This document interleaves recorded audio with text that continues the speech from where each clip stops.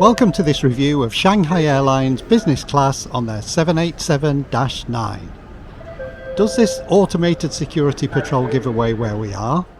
We're in Japan at Kansai International in Osaka, shortly to travel to Shanghai. First, we were invited to the KIX Lounge, and for more on this lounge, see my separate review which I did last year. It will be linked at the end.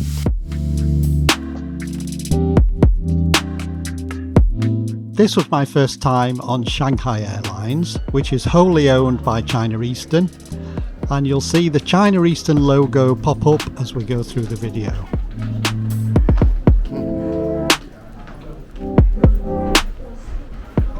My lovely wife managed to sneak ahead of me on the jet bridge as we approached the aircraft.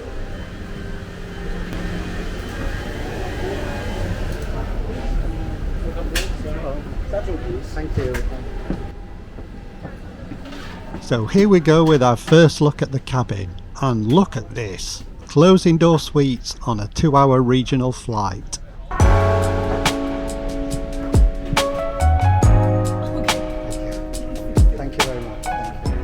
Each seat has direct aisle access and loads of privacy.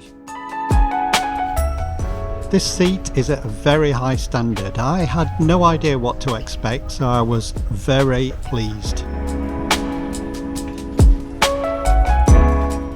So there was storage space to my left. The seat itself was on the harder side, but the leather gave it a premium feel. We'll look at the drinks menu in a moment. This is the part of the console used for seat controls and the remote for in-flight entertainment. There's also a universal power outlet, USB charging, plus a headphone socket that appeared geared up for noise-cancelling headphones. Of course, the all-important door latch and a nice modern entertainment screen.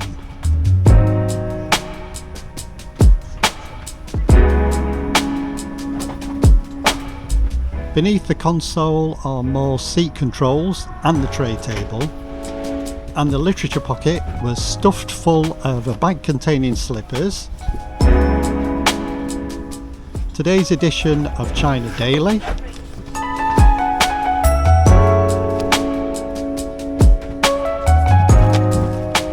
plus the safety card and also Wi-Fi instructions. Wi-Fi worked, it's free, but access is limited, as you might have experienced in China.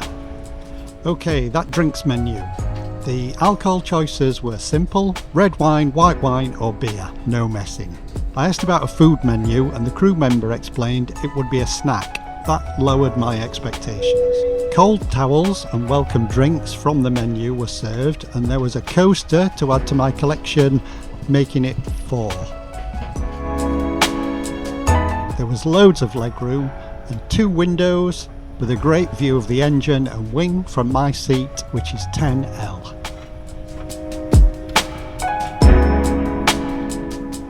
I almost forgot to mention the coat hook and this hidden cupboard with a mirror.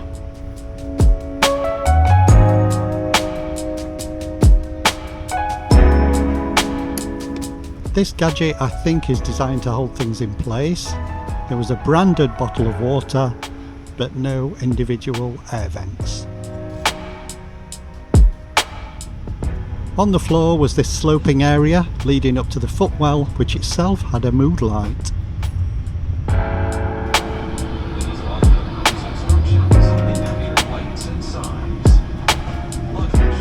The safety video played 3 times, first in Chinese, then Japanese, then English.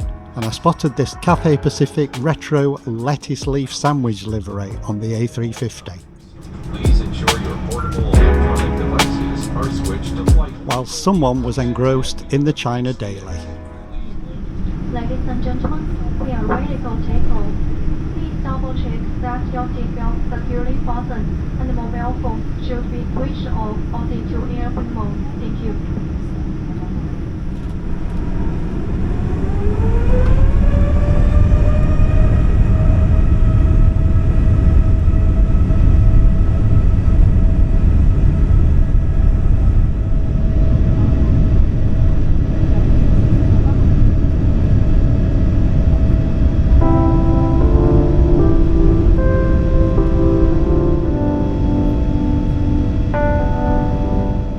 From Osaka Bay we crossed Awaji Island and proceeded over the Seto inland sea before clouds closed in.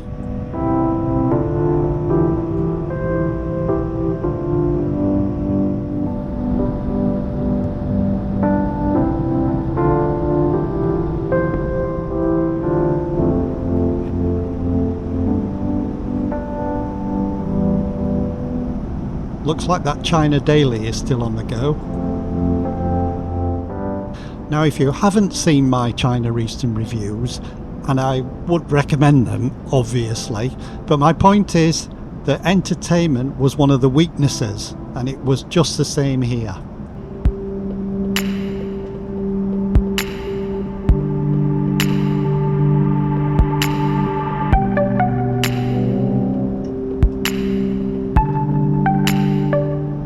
There was nothing wrong with the responsiveness of the touchscreen, it was just the selections which were a bit lacking.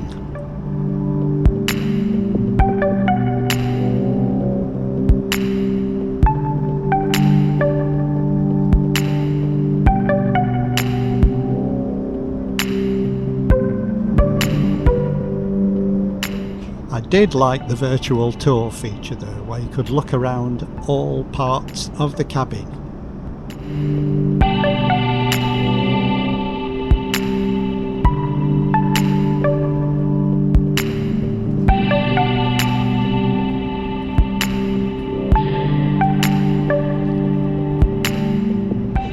Now, that three-pronged headphone socket turned out to be wasted because the headphones supplied were not noise cancelling, and there is definite room for improvement here.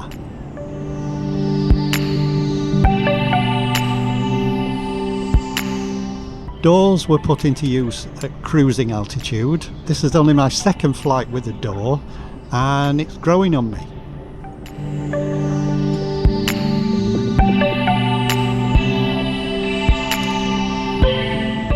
Okay, it was time for the snack after drinks and nuts were served, and then this box turned up.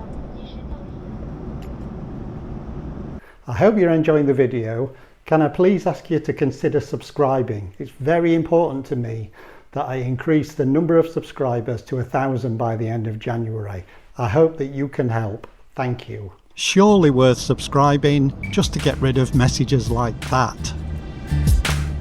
So this neat little snack box was a nice touch. There were two sections with fruit, a sweet cake, and then at the front, sandwiches and salad.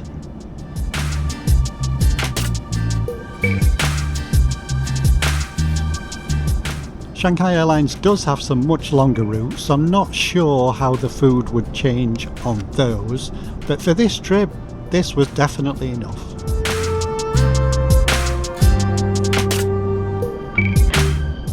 Okay, run through the amenities that were available at the seat. We had the nice cloth bag with the slippers, and then there's that China Eastern logo again.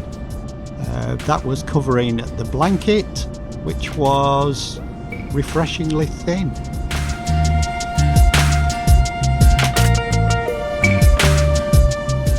I didn't have time to put the seat flat, but there was a comfortable recline. But we were already approaching Shanghai.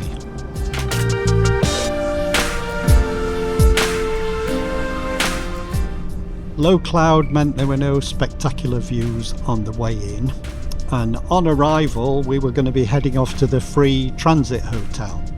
If you're interested in that and how it works, I do have a separate video going through the whole process from booking to sleeping. So for this 2-hour trip between Osaka and Shanghai, Shanghai Airlines did us proud. The highlight for me was the seat and the closing door. The highlight for someone else was obviously the China Daily. Anyway, here we are. I've got loads more videos on the channel and loads more planned. Please click that subscribe button. I'd be really grateful. And thanks for watching today.